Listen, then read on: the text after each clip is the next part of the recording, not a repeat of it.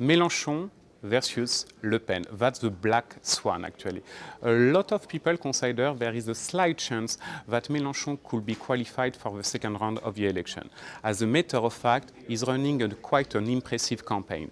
Few months ago, he was around 10-12% in the polls, and currently is around 90% in the last poll for the first round of the election, which is more or less the same score than the right-wing candidate François Fillon. We know that Mélenchon gained a lot of support in recent weeks, especially because he is considered as a candidate which is against establishment.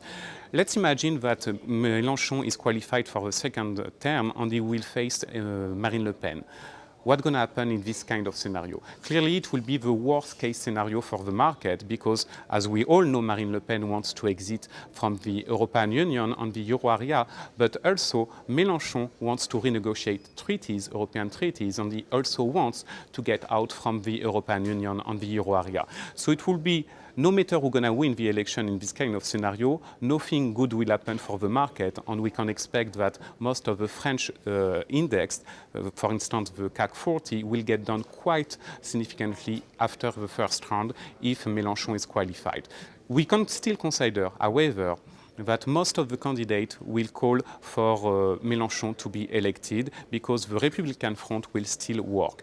All but Le Pen.